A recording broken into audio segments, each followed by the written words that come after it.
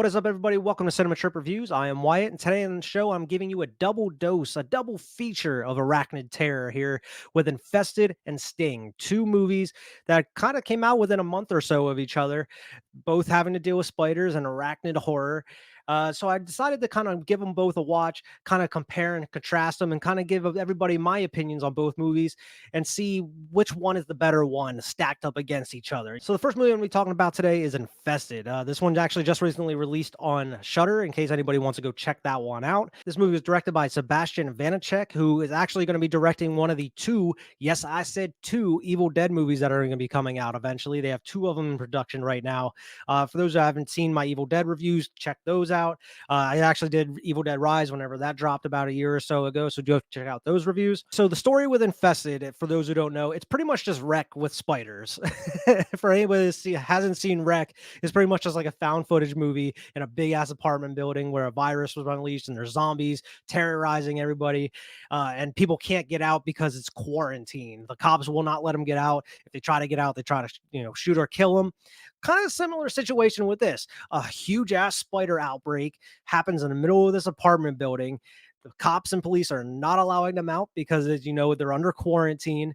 And it's instead of found footage, it's actually like an actual shot, big production movie. And you're probably wondering, how did these spiders get to this building? Well, it shows you at the very beginning in the movie.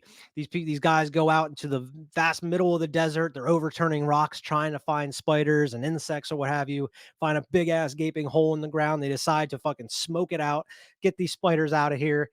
It was a mistake because the dude just put his face directly up against the hole. I was like, "You're a fucking idiot, dude. You're gonna totally get a spider on your face this way." Sure enough, he got multiple spiders on his face, and he ended up getting killed. The rest of these guys ended up taking a bunch of different spiders and samples out, and then bringing them back to wherever this movie takes place. It doesn't really tell you where exactly it takes place, but these guys, ship these spiders out with all these other exotic animals, as you see throughout these weird ass credits, where they just kind of take you on this journey from them catching the spiders to where they end up to. These people that deal with selling exotic animals and insects and what have you, that you get to see where this spider ends up. And of course it ends up in the hands of our main character of the movie. He actually collects exotic insects or whatever, so he actually takes us back with him, and for some reason he stores it in a fucking shoebox when it comes into a plastic container that is just like wrapped with like tape or whatever. Why wouldn't you leave the spider in there? Why would you put him inside of a shoebox that if you knock it over, that shit's easily flying open? So first, like, you're just dumb. You're not thinking first off, and that's a lot of the things in in this movie is like just a lot of people just not thinking right. Now I'm not going to go through the whole movie itself because I have two movies to cover here. I'm not going to go take you through the whole thing. So the basic gist of how this outbreak starts in this apartment building. Kaleb ends up selling sneakers. That's what he does. He gathers up all these sneakers and he sells, like, I don't know if they're knockoff sneakers or he just has a guy that sells them at a lower cost and he ends up charging people for them. I'm not sure how it all works, but he has a big ass storage room full of Nikes and other shoes that he's just getting rid of for people. Well, of course, like I mentioned, he has a spider stored in a box. And there's a hole in the corner of the box. The spider ends up getting out, gets in a pair of these shoes that he's going to sell to a guy. The guy ends up fucking buying these shoes. He opens them up, and of course, the spider laid eggs in the shoe. So when the guy goes to put them on, all these little spiders come out all over him. He ends up getting bit all over, and that's what starts the infestation. And boy, does this shit get out of hand rather quickly. I mean, we're talking about like a couple hours, and this whole apartment building is just covered in cobwebs. Thousands of spiders everywhere that range from the little bitty tiny ones all the way to the big, huge, whopping ones. And we get to see a big old one at the very end of the movie. I'm not talking about like eight-legged freaks type giant spiders, but it's pretty damn big, similar to the spider that we're going to be talking about in Sting coming up in a little bit. And throughout the movie, similar to Wreck, these people are supposed to be in their apartments under quarantine, but they're trying to figure a way out. They're trying to get out of here because even though they're in apartments, these spiders are coming through the vents, they're coming up under the doors, they're coming from every little crease. If for anybody that's a homeowner, like, where the hell are these spiders coming from? You have no idea. They're getting in from little cracks in their walls, through the windows. It doesn't matter. These spiders are going to find a way to get in one way or another. And the spiders in this movie are very effective. I mean, I'm not sure of the budget of this, But dealing with hundreds of thousands of spiders in one movie, you kind of expect it to not look great, but the spiders actually looked damn good. The effects in this movie were fantastic. I give it an A plus for the special effects in this movie. It looked absolutely amazing. You don't really get to see too many kills throughout the whole thing, which is a little disappointing. There's not a ton of gore through it or anything like that.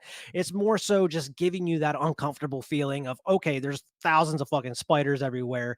It makes you want to check your corners, makes you want to look around your house, make sure there's no spiders around anywhere near you. It just gives you that uncomfortable feeling. Like it just makes you feel like you're like there's something crawling on you when you're watching this movie. And it's very effective in that way, especially in certain scenes where they have to go across a whole hallway that's just literally covered in nothing but spiders and webs. And you're probably wondering, how do you deal with these spiders? You're in a whole building full of them, and you're hanging on a tiny group of people.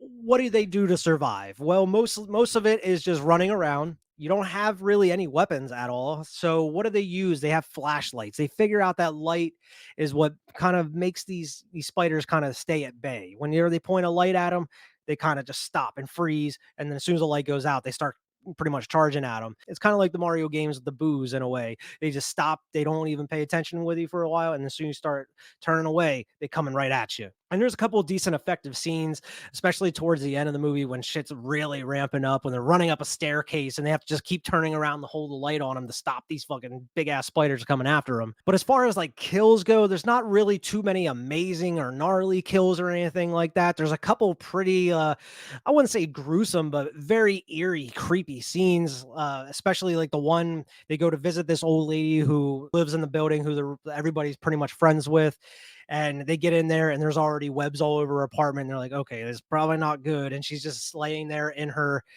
chair, just sitting there, and she's not moving. And as soon as they get close, you start seeing spiders coming out of her, like her neck and her head and her face and stuff. It's pretty fucking gnarly.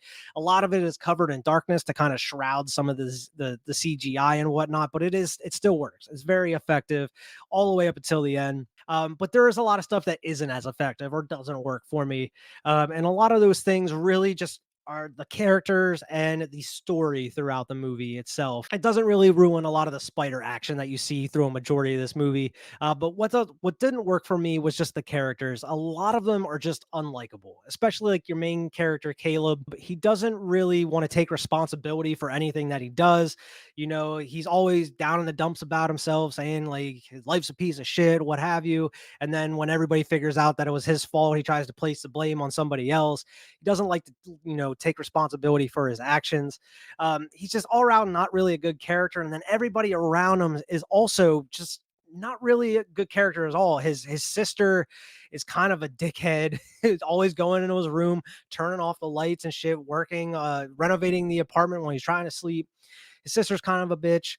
There's this whole backstory where that forces into the movie where he has his old best friend from back in the day. They're both into insects. They wanted to open up their own store at one point, and then they had a falling out. And then he ends up coming back into the picture. So there's a whole butting heads portion of the story as well. There's a lot of unneeded, unnecessary drama, I feel, throughout this movie that kind of weighs it down and holds it down a little bit, especially a part wherever it kind of comes to a head. I don't want to really give you a ton of spoilers, but there's a certain character that dies in this movie, and afterwards, it seems like all is hopeless. All hope is gone at this point, and they're just in this room, and it's just a long ass extended scene of just people screaming and crying just because they feel like all hope is gone and it's over. And it just goes on for way too long and gets to a point where it's just fucking irritating. And you just want some of these characters to die at this point.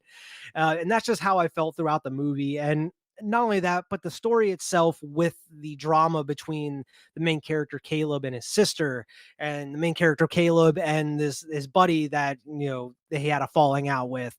It really weighs the story down, and it really kind of draws the movie out longer than it should be. I mean, the movie's like an hour 40 something minutes. It's not super long by movie, by standard movies nowadays. But it really makes the movie feel way longer than it actually is. And that's really my biggest gripe about the movie is it's pretty poorly paced. It really takes a while to get into the actual story. It takes a while just to get to the spider getting loose and multiplying and causing that mayhem. It takes a while to get there because you're setting up these characters, you're setting up certain things that just by them introducing them into the beginning of the movie. They're going to come up later in the movie. Like the book bag that Kaleb takes from a guy that's lighting off fireworks in the lobby of this apartment building. Just kids, I guess. But dude seemed like he was old enough to know better at that point. He didn't even seem like a kid. So why the fuck are you lighting fireworks off in the building, dude? Takes this book bag of fireworks from this dude, and you just absolutely know is going to come up later in the movie. Sure enough, it does. There's the storage room I mentioned where he keeps all of his shoes. There's a big long hallway from the stairwell to the parking garage, and the lights run on a timer, and it's kind of wonky. It doesn't work all the time. That's going to come back into play eventually. There's a lot of things they introduce, straight up front to are going to come up eventually, where it's like I like them to be a little bit more discreet and not straight up front with these things where it's like, oh, that's right, I totally forgot about that thing. They're going to use that. Or it's like, oh, they met with this problem. Of course, they're going to use this. I remember that from the beginning of the movie, where it's like, I would have liked the movie to kind of slide some of these things in there where you have to kind of be eagle eyed to notice, rather than be right up front, like, oh, I'm going to take this bag of fireworks. I'm going to keep these. I'm not going to give them back to you. Like, you obviously know that's going to come up later in the movie.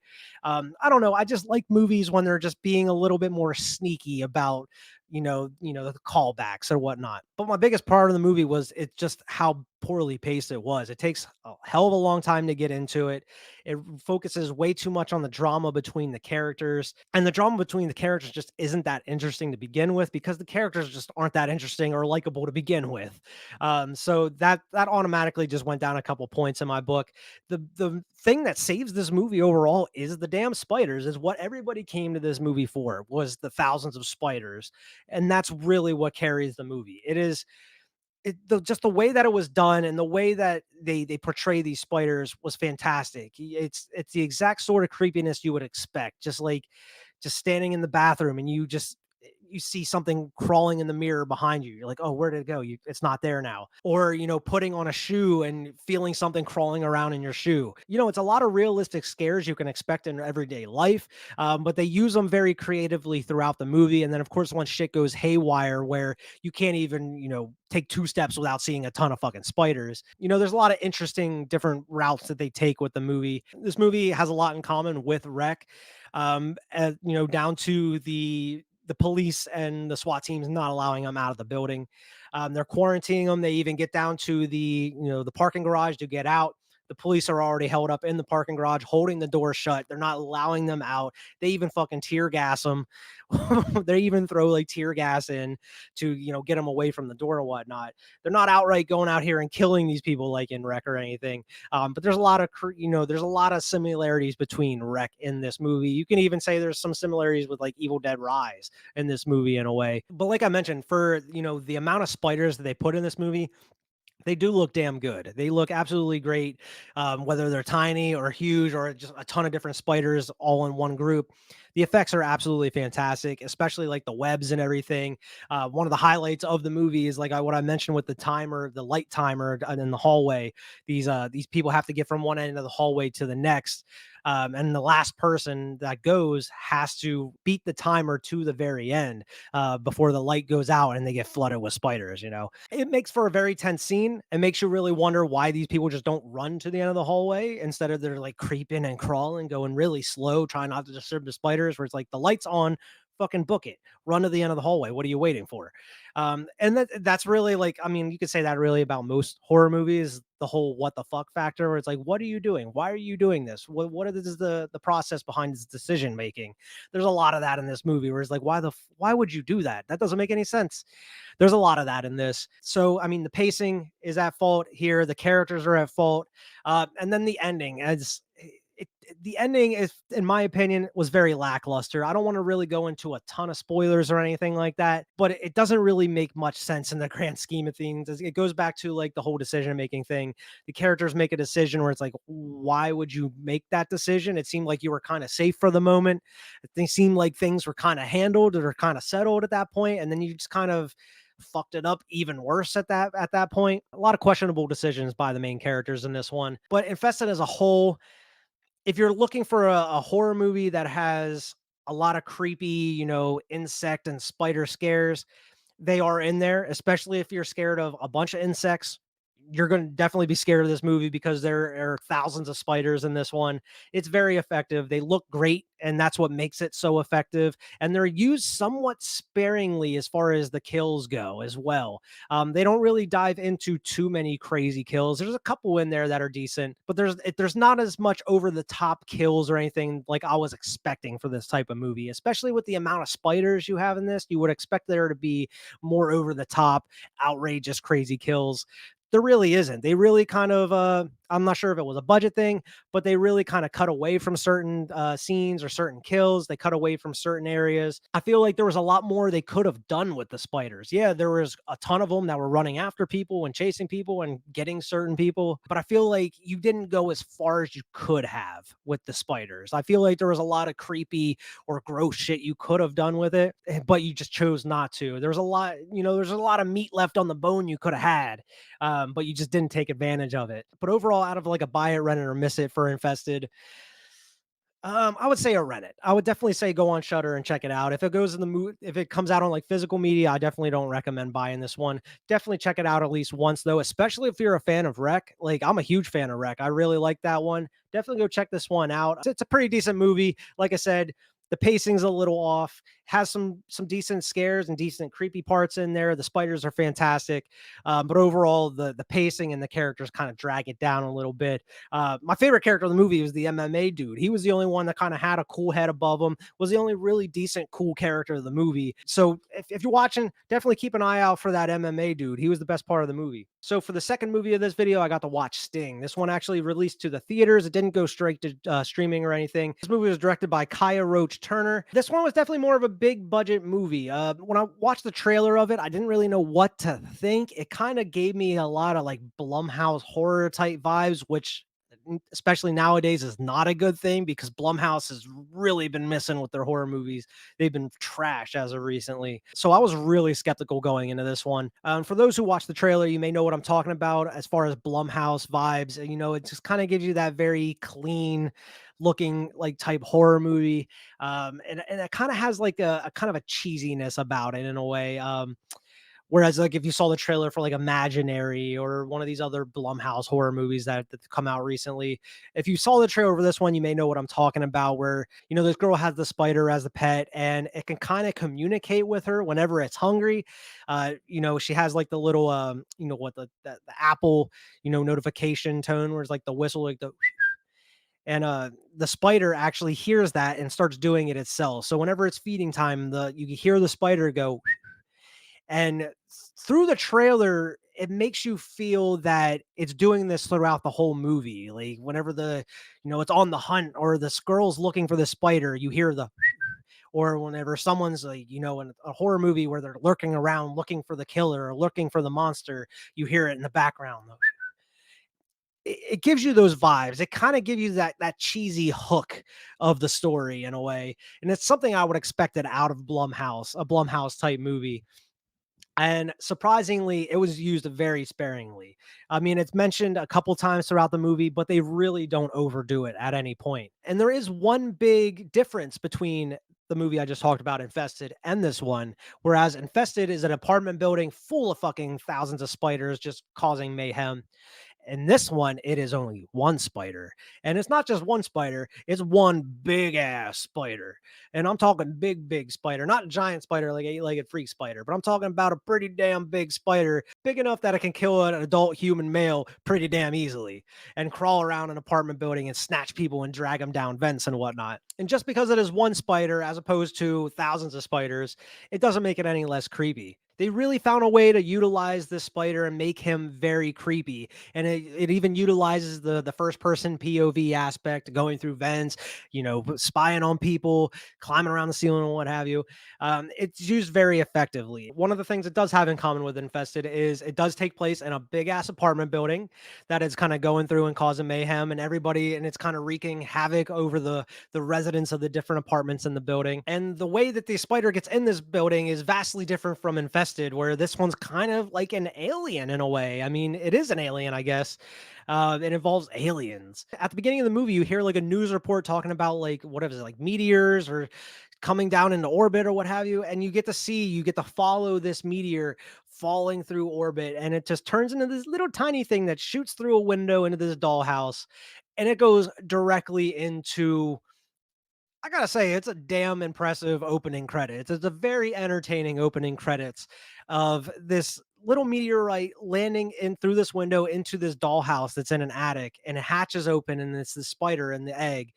And the whole opening credits is just this spider just kind of crawling around through this dollhouse and going over the ceilings and crawling over the walls and what have you. And then it kind of hovers over this baby's crib in the dollhouse. And there's certain parts of the opening credits of this spider crawling through this dollhouse that kind of hints to later events of the movie as well. And I was kind of picking up on those as they were kind of unfolding throughout as well. And this movie, tone wise, is vastly different from Infested, because Infested takes itself really damn seriously and is really down and gritty, where this movie, it tries to be funny in certain ways, and it tries to have kind of a weird sense of humor about it, or a dark sense of humor. And then it also tries to be dramatic in certain areas. This movie kind of didn't know what it wanted to be tone wise, I feel. And it goes into some of the characters of the movie, specifically the one exterminator that kind of keeps coming up through the movie. The most rude fucking exterminator ever. Like, I don't know how this dude keeps getting business, because he's just constantly rude to everybody that calls him up and tries to get him to come in to take care of their problem. But he's kind of like the comic relief of the movie, and it just doesn't really play well with the rest of the characters that are somewhat serious in a way. But there's also like some of the like little kills and the things that the spider does that's kind of somewhat supposed to be kind of shocking, or kind of have some dark humor to them in a way. And it's just kind of it throws you off from some of the drama that's happening throughout the movie, because similar to Infested, this movie kind of has some drama that's somewhat shoehorned in, and a lot of that drama kind of revolves around the main character of the little girl Charlotte. I'm guessing of from Charlotte's Web reference. I don't know, not super creative, but the little girl Charlotte, she ends up, in this attic. It's like her grandmother's attic. She finds the spider, takes it back with her, and is going to kind of watch over. It's going to be her friend, something she can kind of talk to, rely on a little bit, because she's just having some family drama. She has a stepdad that's in the picture. Her mom and the stepdad just had a kid. So the kid, of course, is getting all the attention. She's getting a little jealous of the baby. So it's kind of one of those type stories, and she's kind of feeling like loner. She's kind of feeling a little loner. She's feeling left out. So she has an attitude going back and forth with the parents here and there. To me, I understand it. I've been there before. I don't know. I just feel like it didn't work in the context of the movie, because the girl ends up becoming really bratty at some points. And I mean, I'm one of those people that if you're following a character through a whole movie, you want to like a character. You want to like the character you're following throughout the whole movie. And I like the girl for the most part through the first bit of the first like quarter, first half of the movie. But there's certain parts of the movie where it's just like I just did not like her character. I just don't get it. And I just don't get some of the decisions that she makes, or she's just acting very bratty at certain points where it's like, okay, you're kind of overdoing it here, but I guess that's maybe what kids do, I guess. But I mean, my favorite character of the movie was the stepdad, who was just fucking trying his best through the whole damn thing. He's like the handyman for the building, and he also is like a comic book artist, and he writes comic books or whatever, which is kind of a cool part of the movie as well. As I like the comic aspects, I'm into comics. But similar to Infested, this spider just keeps growing and growing and growing the more that she feeds the spider. She feeds it like little roaches or little bugs that she finds around the apartment, and just keeps growing going, and this jar that she keeps it in just keeps getting more just gross and gnarly as it gets bigger, and you have the spider webs and everything in there. And then it gets so big that it gets smarter too. Because it's an alien, it is smarter than an actual spider. It can do things that a normal spider can't. As it gets bigger, the girl goes to sleep at night. The spider comes out to play. It just twists the top off that little lid, gets out, and starts terrorizing. I don't want to get into a ton of spoilers, but of course, it starts going after some of the residents in the apartment building itself and possibly some of their animals. And this spider is smart enough that it goes out on its nightly escapades and then just gets back and closes itself in this jar by morning by the time this girl wakes up. And of course, this spider just gets bigger and bigger and bigger, and it gets too big to handle. And luckily, there happens to be a dude that lives down the hall. I guess he's like a scientist who experiments on like animals and like deals with animals. And he ends up taking the spider because he wants to make sure it's not dangerous. And of course, this motherfucker starts going evil scientist and trying to see how big this fucking spider can get. It starts feeding them like rabbits and shit until this spider gets so big it can't fit in this big ass aquarium that it's in and busts out and then really starts wreaking havoc on this building. And like I mentioned, this spider kind of looks like a black widow in a way. It's got the big fat ass, tiny head with the big ass legs. It is so damn big that it can take up a whole vent. It is crawling over a whole corner of a wall. And like you see in one of the posters, she's sitting there on her phone, and this spider is just huge on the ceiling up above her.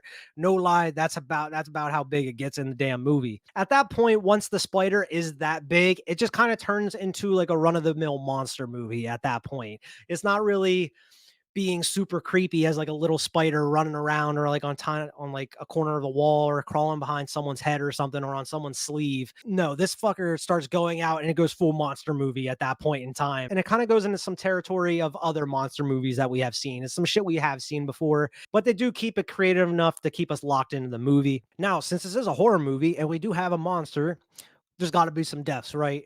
And one thing I like about Sting that it was, like I said, was missing from Infested was the kills. There's some pretty gnarly kills and some pretty gross out shit that's in Sting. And I was surprised because based off the trailers, I just kind of thought it was going to be playing it safe, be like a Blumhouse type movie. We were going to get like a lot of cutaway kills. We weren't really going to see anything. But no, man, this movie goes balls to the wall. It goes all out. Maybe not as far as it could go at certain points, but it takes it far enough. There's some fucking gnarly kills in there. Got some gnarly, gross like makeup effects on some people and everything. It's a lot of the stuff I was kind of looking for in Infested that was present in Sting. And I think they both have very different kind of scares. And with Sting, you're kind of getting the more big budget monster movie type scares. Like you are getting some creepy stuff in there when it's a smaller type spider, but then it kind of goes into the bigger whenever it gets huge, it goes into a more, monster movie type. You're going into the first person point of view a little bit more. You're having people getting dragged across the floor and dragged sucked through vents and what have you, some stuff that we've seen before. And you're also getting some gnarly kills that weren't present in Infested, and it really kind of gets you a little bit more unsettled. Like, okay, this spider is capable of this. What else can it do? Whereas the scares in Infested really more so come from the amount of spiders and what's lurking in the shadows, until you turn a light on. It's really more about the creepiness in Infested, where it's more so with Sting, it's about the scares and about the kills and all that. It's more of a straight up horror movie, where Infested is just like more of a creepiness, like unsettling, like, like I don't want to be there. I would hate to be there. It just makes your skin crawl type feel.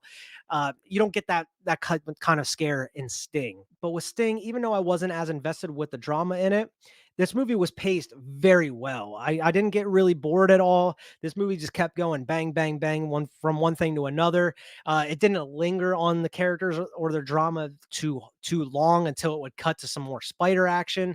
Whereas in Infested, you're kind of getting those long lulls without having some spider action until about maybe a little over halfway, to the back half of the movie, where it's just nonstop from there. Sting is just paced a lot better throughout the whole thing. But with Sting, the characters aren't as unlikable as in, the other movie I was talking about.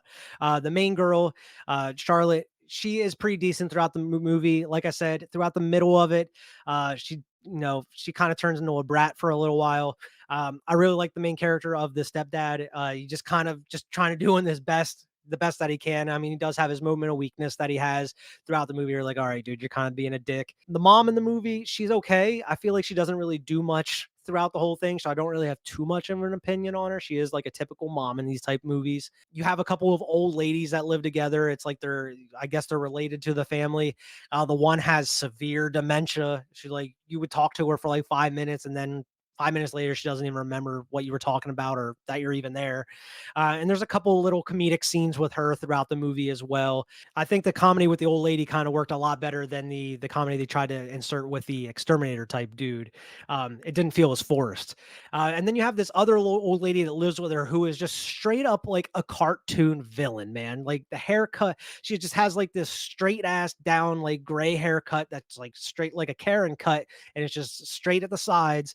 And then she just wears like this, just like comic book villain, like black straight like dress, and she just looks like a cartoon villain of some sorts, and she acts like one too. She is just so over the top evil throughout this whole movie.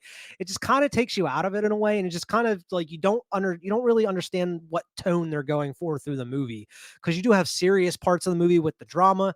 You have some comedic parts in there as well. You have a lot of horror with the spider. And I don't know, it just I feel like the movie didn't just is like a hodgepodge of different tones, and it's like it didn't really know what it wanted to be at certain points, but it kind of works in a way, in some weird way. I think it worked a lot better than in Infested, but with the ending of Sting, it kind of went exactly how I expected it to. It goes exactly how a lot of people would expect this type of movie to go to, straight down to the very end where you know you're going to get some sequel bait. I'm not going to go into the straight spoilers or anything, but of course with these movies, you're going to have some sequel bait. I even knew exactly what they were going to do with the sequel bait before they even showed it too. Which, like, yeah, there's some certain predictable aspects of the movie, but I think there was some creativity in there as well to kind of keep you entertained and keep you locked in throughout, especially with some of the kills and some of the gore that was in there, and a lot of the some of the creative stuff that they did with the spider as well. So the big question of the review is, how do the movies stack up against each other? Which one is the better of the two? Both of them have things that they do really well. Both of them have things that they don't do well. I kind of hinted at those throughout my reviews of both movies.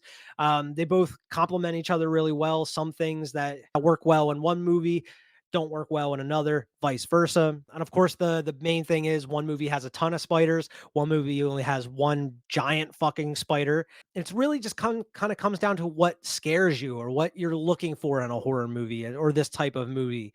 Where like Infested, with the amount of spiders that's in it, is more so like the creepy crawly factor. Like you feel like there's something crawling on you at all times. You want to take a shower after watching the movie. Whereas with Sting, of course, it is just one giant spider. It kind of turns into like a slasher in a way. It kind of turns into a typical monster movie at one point. It's more so about just kind of just being scared for some of these characters. It's not more so like you're looking over your shoulder at every turn, just thinking there's going to be a spider around you. After watching Infested, I was like walking around my house, I was just checking for spiders. Whereas like after watching Sting, I didn't really have that. You know, I was just like, I'm not afraid of a giant fucking spider running rampant around through my house, but I am afraid of 1,000 little ones or 1,000 other spiders crawling around and I don't know where the fuck they're at. You know, I think Infested works from that scary standpoint, but from an overall movie standpoint, from an overall like entertaining, like what are you going to get the most out of type movie, I'm gonna go with Sting, man. And I'm surprised because I thought I was gonna like Infested more than Sting going into both of them after watching the trailers. I thought I was gonna like Infested way more. But Sting, I think Sting was all around the better package of a movie. I think you have a little bit of everything in Sting. You have that little creepy crawly type spider scares whenever it's a tiny spider, and then you have the monster movie type slasher scares whenever it gets really big. And you also have some of the drama in there as well. You have some comedic moments. Like I mentioned, it doesn't really know what it wants to do as far as tone. Sometimes it works, sometimes it doesn't, but you have it all there. You have it all in one package. When it works, it works. When it doesn't, it doesn't. But overall, as a movie, I think the better movie is Sting. I think it was better made. I think there's some better scares in there as well. And that's not to take away anything from Infested too, because I think Infested is a very decent movie. I think it accomplished what it set out to do. I think the pacing was just off and the characters were just unlikable. But I mean, the spiders were definitely creepy, definitely scary, especially the amount there, like I mentioned. But even though there's like thousands of spiders, the effects looked fucking amazing. And dare I say, I think the effects in Infested looked better than the ones that were in Sting. I think the spider in Sting looked kind of poor at certain spots because it looked very CG. You could really tell at certain aspects. And then some aspects, it seemed like they used practical effects at certain points, and it looked really good. The spider looks really good in some scenes in Sting, and also really bad at certain other points. Whereas Infested, I think the effects for the spiders looked pretty damn good throughout the whole movie, especially with the amount of spiders that are in it. As far as effects go, I think Infested definitely has that one. As far as movie wise go and the better all around movie and how it's put together, I gotta give it the Sting here. But like out of a buy it, rent it, or miss it, like I mentioned with Infested, I would say definitely go out and watch it on Shutter. This is a rent it. Out of a buy it, rent it, or miss it for Sting. I'm gonna give it a rent it as well. I'm not gonna add this one to my collection. I think it was a pretty good movie. I think it's a solid movie overall. I just don't think it was good enough to add to my collection. I don't think this is one I'm gonna be coming back to very often, unless somebody wants to watch it at some point. And same thing with Infested. It's not one I'm really going to come back to very often. If I want to watch something like this, I'm just going to go watch Wreck. And come on, let's be real. If we're going to watch a spider horror movie, we're going to go watch Arachnophobia, man. Uh, or we're going to watch Eight Legged Freaks if you want to really get B movie schlocky type shit. But overall, you're going to go watch Arachnophobia if you're going to watch, one of the better horror movies involving spiders. But yeah, out of both these movies, Infested and Sting, I'm going to say Sting is the better movie out of them two. But I do recommend watching them both, though. If you're especially if you're into like creepy, crawly, insect, like monster type movies, I definitely recommend giving them both a watch. But if you're going to watch one of the two, definitely go watch Sting. That's the one I recommend the most out of both of them. But yeah, those are my reviews for Infested and Sting.